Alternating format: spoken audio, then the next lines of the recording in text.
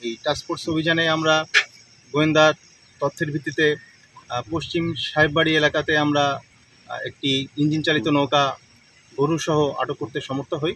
সেখানে প্রায় 90টি গরু ছিল।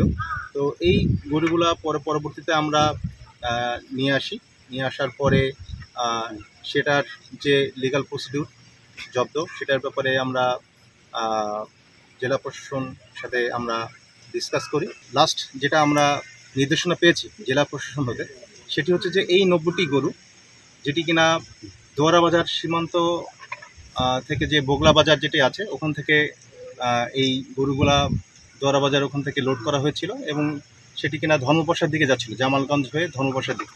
তো সেটিরই পরিপ্রেক্ষিতে এই গরুগুলা যখন জব্দ করা হলো, মানে ধরা হলো, তখন এটা ডিসপোজাল যেটা এসেছে সেটা হচ্ছে যে এই গরুগুলা 90টি গরু আমরা এখন এই সুনামগঞ্জের যে স্থানীয় লোক আছে তাদের জিম্মায় দেওয়া হবে। জিম্মায় দেওয়ার পরে এটি ম্যাজিস্ট্রেট কর্তৃক একটি নিয়মিত মামলা দায়ের করা হবে এবং এই মামলার পরিপ্রেক্ষিতে কোর্ট যে নির্দেশনা দেয় সেটার পরিপ্রেক্ষিতে পরবর্তী কার্যক্রম গ্রহণ করা হবে। এই 90টি গরু আপনারা দেখতে পাচ্ছেন যে আমরা যে ধরেছিলাম, তো সেই 90টি গরু স্থানীয় যারা আছে তাদের জিম্মায় নেওয়ার জন্য লোক আসবে জেলা প্রশাসনের পক্ষ। বগলা বাজার থেকে যারা কিনা আসলে হাসিলের মাধ্যমে তাদের বিক্রয় রসিদও আমাদের কাছে দিয়েছে। তো যেটা হোক, লিগ্যাল প্রসিডিউর সমস্তটাই হচ্ছে জেলা প্রশাসন এবং যারা ম্যাজিস্ট্রেট আছে তারা দেখবে। তো এটার পরিপ্রেক্ষিতে বলতে চাই যে বগলা বাজার বেসিক্যালি যে আমাদের সীমান্তের খুব নিকটবর্তী। আমাদের যে বাগানবাড়ি যে বিউপি আছে সেখান থেকে প্রায় 1.5 থেকে 2 কিলোমিটার এবং পেকপাড়া বিউপি থেকে 6 থেকে 7 কিলোমিটার। তো এটার প্রেক্ষিতে আমাদের কিছু প্রশাসনিক এবং আভিযানিক কার্যক্রম পরিচালনার ক্ষেত্রে কিছু জটিলতা সৃষ্টি হয়। তো সেখানে বগলা বাজারটা সীমান্তবর্তী না হয়ে একটু দূরে হলে আমাদের জন্য যে আমাদের যে অপারেশনাল কার্যক্রম পরিচালনা করতে সুবিধা হতো। এই সামনে ঈদ, তো সেটার পরিপ্রেক্ষিতে স্বভাবতভাবেই আমাদের কোরবানি ঈদকে উপলক্ষ করে কিন্তু গরু আসার প্রবণতা আর অনেক বেড়ে যাওয়ার পসিবিলিটি বেশি। তো সেক্ষেত্রে আমাদের কিন্তু এই দোয়ারা বাজার সীমান্তে আমাদের যে বিউপিগুলি আছে সেখানে আমরা কিন্তু অলরেডি লোক জনবল বৃদ্ধি করেছি এবং সেখানে আমাদের টহল তৎপরতা অনেক বৃদ্ধি করা হয়েছে। তো এটার পরিপ্রেক্ষিতে বলতে চাই যে গত 3 মাসে আমাদের প্রায় 450 গরু কিন্তু আমরা আমাদের 3টে বিওপি আছে দোয়ারা বাজার সীমান্তে, সেখান থেকে আমরা জব্দ করতে সমর্থ হয়েছি।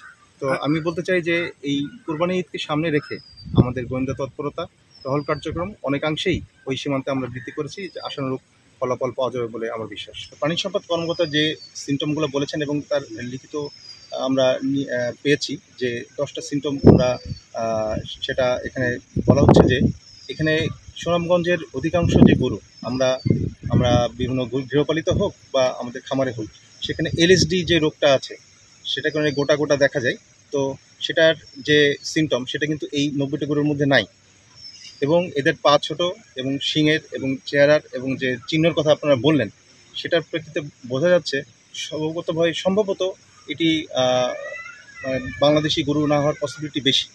তারপরও কিছু কিছু গরু আছে আবার দেখা যাচ্ছে যে বাংলাদেশি গরুর মতো তাদের যে চিহ্ন এবং আকার ধরন সেগুলো মিক্সচার হিসেবে আছে বলে মনে হচ্ছে, যেটি কিনা প্রাণী সম্পদ কর্মকর্তা বলছেন।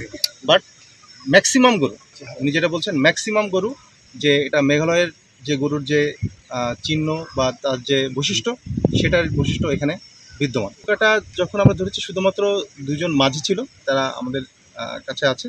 তো এই মাঝি ছাড়া তারা কিন্তু নৌকা বা গরুর মালিক না। তারা যেটা বললো যে আমরা তাদের কাছে প্রশ্ন করেছি, তো সেটা হচ্ছে দোয়ারা বাজার থেকে এটা জামালগঞ্জ হয়ে তারপরে এটা ধর্মপ্রসাদ দিকে যাচ্ছে, এটাই জানা গেছে। প্রাণী সম্পদ কর্মকর্তা যখন কালকে আমরা ডেকে নিয়ে এসেছিলাম এই সিমটমগুলো নথিভুক্ত করার জন্য, তখন উনি বলেছেন যে এটা প্রায় 70 লক্ষ টাকার কাছাকাছি হবে এই 90টি গরু।